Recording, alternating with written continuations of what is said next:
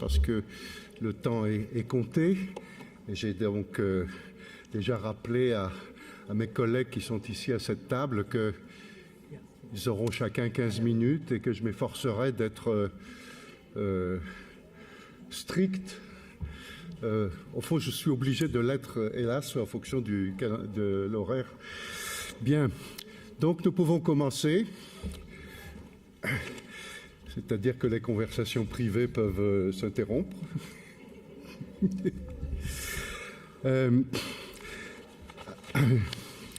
Alors, donc, moi-même, je ne suis pas spécialiste du génocide des Arméniens. Ma présence ici n'est néanmoins pas, je crois, trop surprenante, vu que, justement, nous réfléchissons sur les comparaisons possibles. Et je dois dire que, depuis que je participe aux séances de ce colloque, j'ai été très impressionné de découvrir, sur le génocide des Arméniens, que je connais très mal, je le reconnais, de constater beaucoup de convergences, d'interrogations croisées sur les thèmes, sur les défis en quelque sorte que représentent les différents génocides à la recherche, sur les problèmes en particulier des documents relatifs à la décision, sur la gestion de la mémoire, etc. Bref, il y a dans l'étude des génocides chaque fois un défi qui est proposé à notre métier d'historien, qui n'est pas, comme chacun sait, facile, qui ne relève pas de la révélation et qui relève beaucoup d'un travail et d'une méthode. Bon, je n'en dirai pas plus, et donc nous avons 3 intervenants à cette table, avant les commentaires de mon collègue Weintraiter et Maire Weintraiter, décidément. Donc, d'abord, Dominique Schaller, qui est historien de l'Université de Heidelberg, auquel je vais donner la parole en lui accordant donc les fameuses 15 minutes. Merci beaucoup, Monsieur le Président. Ladies and gentlemen, it is a pleasure to be here. I would like to thank the organizers for the perfect organizations, for all the panelists, for all the interesting questions. Organisation, ces questions passionnantes. J'ai moi-même appris beaucoup de choses.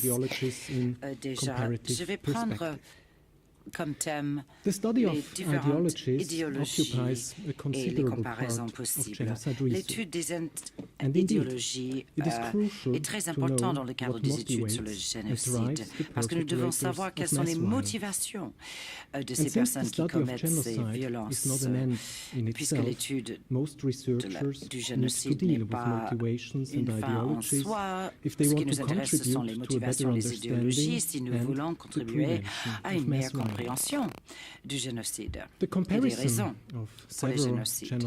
Donc, en comparant plusieurs idéologies, je pense que nous avons un champ de recherche très prometteur, mais quelles sont les méthodologies et les résultats que nous pouvons escompter? Est-ce que cela va nous profiter de comparer la philosophie de Hitler ou Staline avec les extrémistes au Rwanda ou les Khmers rouges? Les recherches ont démontré cette construction et destruction de ces idéologies. Les nazis et Staline, par exemple, voulaient créer un monde utopique qui nécessitait la destruction des anciennes sociétés. Lorsque ces groupes et ces peuples qui sont différents pour des raisons culturelles, intellectuelles, etc., et d'autres sont inférieurs, il faudrait les faire disparaître.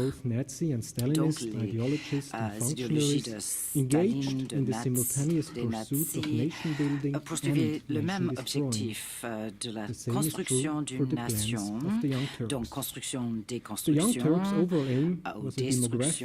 Pareil avec les jeunes Turcs, cette organisation de l'Empire ottoman, donc la turcification des Kurdes, l'assassinat des Kurdes, Grecs, Arméniens doivent être compris dans ce cadre.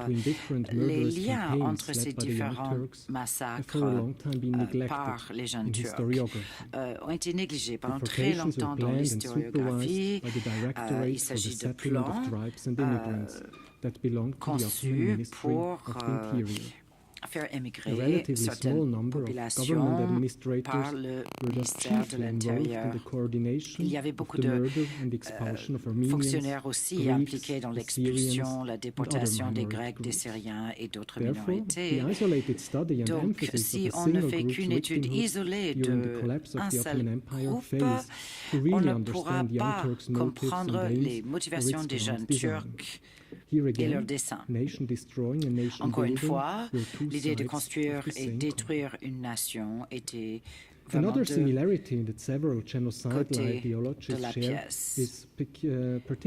Une autre chose qui nous intéresse par rapport à ces idéologies est le volet psychologique, parce que beaucoup de projets génocidaires sont en fait en raison de la crainte perçue des ennemis. Selon la logique, si nous ne détruisons pas l'ennemi, c'est l'ennemi qui va nous détruire. Et c'est bien comme ça que Walter Magner, l'officier allemand, a justifié l'assassinat de plus de 200 000 Juifs à Mogilev, en Biélorussie. En 1941, il a écrit une lettre justement à la famille. Je cite, « Lorsque le premier camion est arrivé, j'avais la main qui tremblait un petit peu, mais on s'y habitue très rapidement. Lorsque le 10e camion est arrivé, j'étais déjà plus calme et je m'occupais de ces femmes et ces enfants. Étant donné que j'ai 2 enfants moi-même à la maison,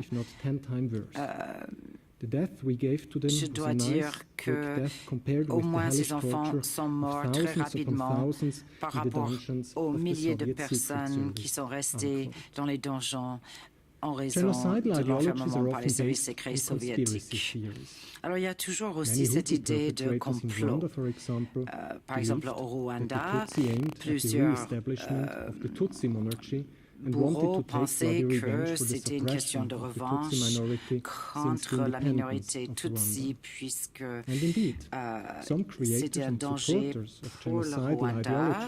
Et c'est vrai que ces créateurs de l'idéologie génocidaire ont été eux-mêmes victimes de violences, eux-mêmes. Regardez les réfugiés de Burundi, en Burundi, qui sont arrivés de Rwanda, qui ont connu bien ce que c'était d'être déportés, de devoir fuir les combats. Hier aussi, il y a eu des témoignages de personnes dans le même sens, parce que les victimes peuvent devenir aussi des bourreaux. C'est peut-être très intéressant, mais il y a 2 problèmes particuliers si on ne regarde que l'idéologie dans le cadre de nos études sur le génocide. J'aimerais regarder le côté philologique, c'est-à-dire l'origine même du concept du génocide. On peut regarder la définition juridique, mais la définition en sciences sociales est assez difficile parce que les avocats et les sociologues ont une façon différente de réfléchir et mettre les personnes en catégorie. La définition du génocide par l'ONU explique bien cette intentionnalité de détruire, et le droit international aussi prouve que ce crime peut mener à une sentence en raison du génocide, mais c'est également quelque chose que nous retrouvons dans la recherche empirique. Les études sur le Shoah, sur le génocide arménien, etc., dépendent souvent d'une politique d'extermination et une radicalisation accrue en raison de plusieurs facteurs, défaites militaires, panique, pénurie, etc. Ces études empiriques ont démontré que la plupart des massacres n'ont pas été exclusivement organisés par les autorités centrales, mais ont été planifiés en avance. Et encore une fois, chaque crime est particulier. Ces bourreaux du génocide avaient quand même des objectifs idéologiques. Ils voulaient déporter les victimes, qui était une première motivation. Et en conséquence, ces bourreaux n'ont pas un seul motif. Donc, la distinction entre la philosophie et la logique du génocide n'est pas toujours pertinent.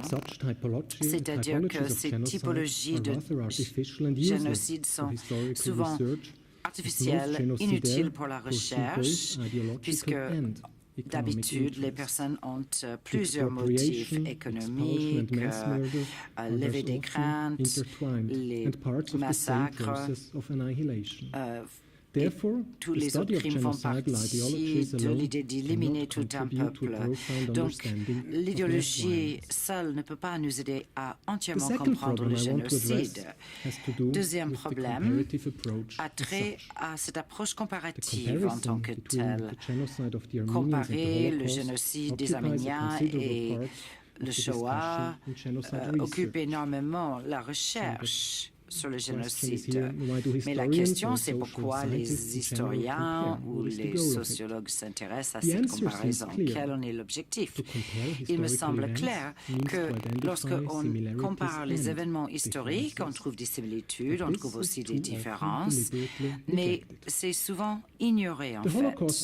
Le Shoah est reconnu à travers le monde comme le crime le plus horrible que l'homme a connu, et le Shoah est devenu d'ailleurs un symbole pour cela. Donc, l'objectif de comparaison entre le génocide arménien et le Shoah a été consciemment et inconsciemment de dire que la destruction des Arméniens était exactement au même niveau que la destruction des Juifs.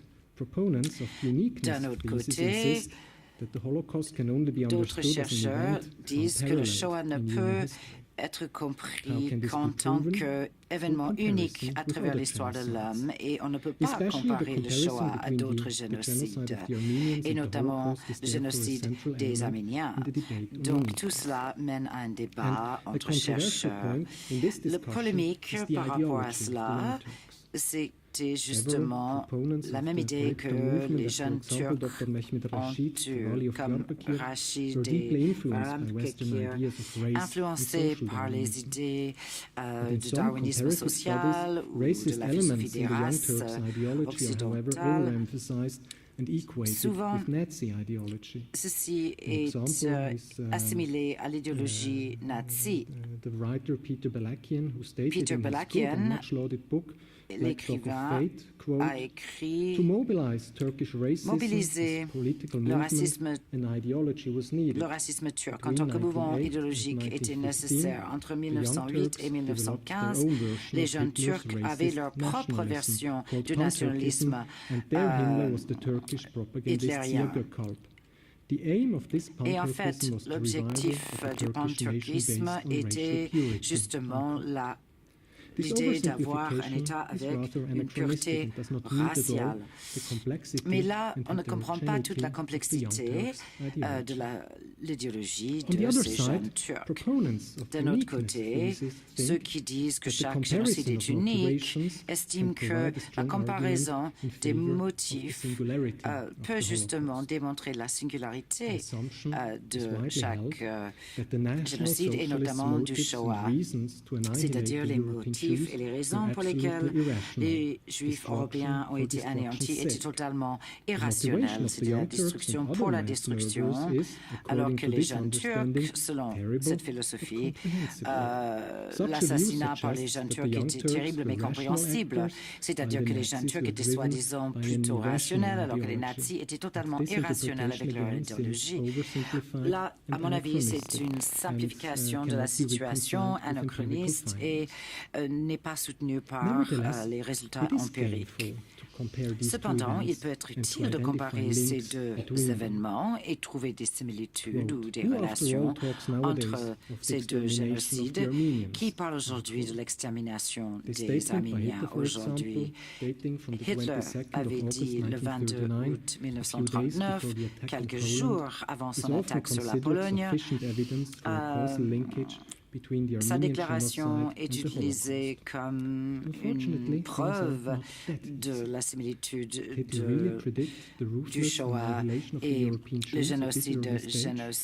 C'est vrai que Hitler avait prédit la destruction des Juifs lorsqu'il est rentré en Pologne.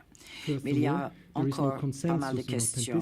Il n'y a pas de consensus parmi les historiens. Une autre citation attribuée à Hitler dans ses conversations se sont avérées faux. Donc, Hitler était certainement au courant du génocide arménien.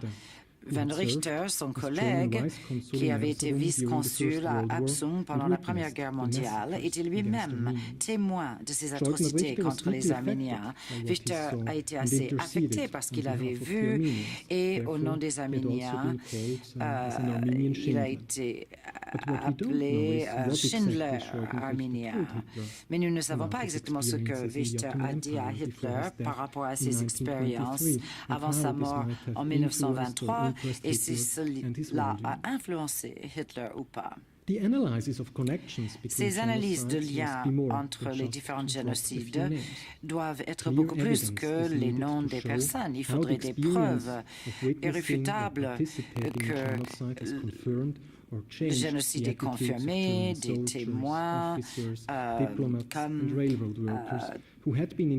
tout ce qui était présent, des ouvriers, des officiers, des missionnaires, etc.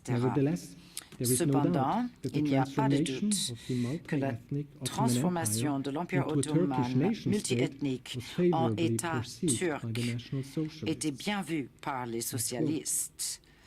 Je cite, il faut dire que l'expulsion des Arméniens était absolument nécessaire et inévitable pour l'État turc, tout comme l'extermination des Indiens américains était nécessaire pour la construction de l'État des Américains. Et donc, Van Mikos, en 1929, était typique d'ailleurs de ce processus de construction de l'État-nation turc, la destruction nécessaire des Arméniens. Et cette philosophie était partagée par les socialistes. En plus, le transfert des populations entre la Grèce et la Turquie, qui était en réalité un nettoyage ethnique, a beaucoup impressionné et a certainement inspiré des scientologues ou scientifiques hitlériens. Ils ont trouvé ces pratiques prometteuses et intéressante puisque pour eux aussi, une nation était à construire en fonction de leur plan idéologique. Donc c'est bien comme cela qu'on peut comprendre qu'une idéologie génocidaire peut influencer une autre idéologie génocidaire. Et c'est autre chose que tout simplement chercher des similitudes et des différences. Donc c'est une approche utilisée quand on étudie l'histoire mondiale et je trouve cette méthode assez prometteuse. Merci beaucoup pour votre